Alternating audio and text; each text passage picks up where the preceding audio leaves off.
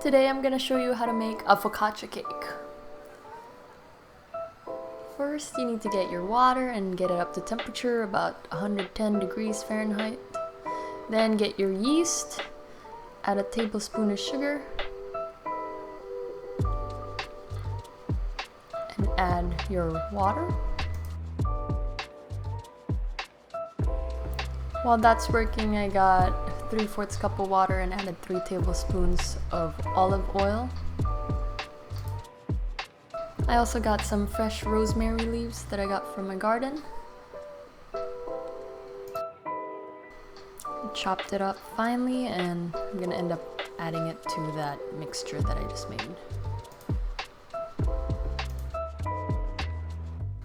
After 10 minutes, my yeast mixture is ready. Then I add the liquid mixture with the yeast mixture. And then I add a cup of flour at a time. And I ended up doing 3 in total. Then I added a little bit of salt for some flavor.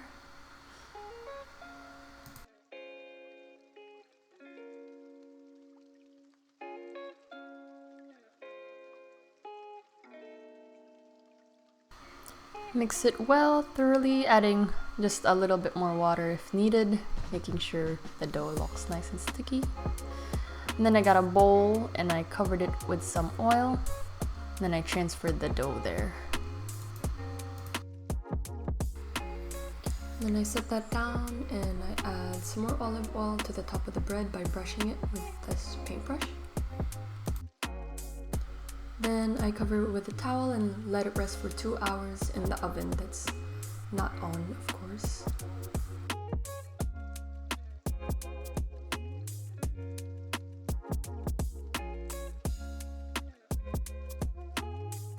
After 2 hours, I took it out of the oven and I saw that it was doubled in size. So now that it's nice and fluffy, I got my springform pan and I moved that dough onto that one so that I could let it rise for another 2 hours.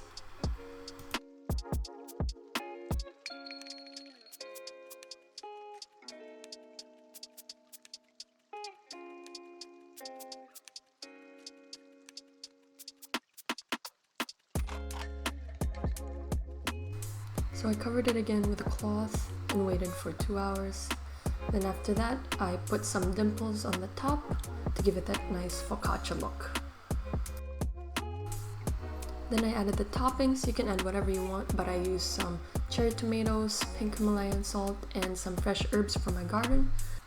I used basil, thyme, parsley, and some more rosemary leaves.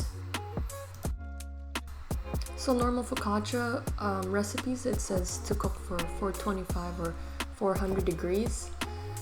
But since mine was so thick, I ended up lowering the temperature and kind of playing with it because I wasn't sure how high of a temperature it could tolerate. I didn't want the outside to be burnt and the inside to be raw, so I kind of played around with it. So next time I think I'll just make a regular focaccia. But this was just an experiment, so I ended up putting it for about 50 minutes on 350 degrees. And this is the final product. As you can see, it's nice and golden brown. And we ended up cutting it like an actual cake.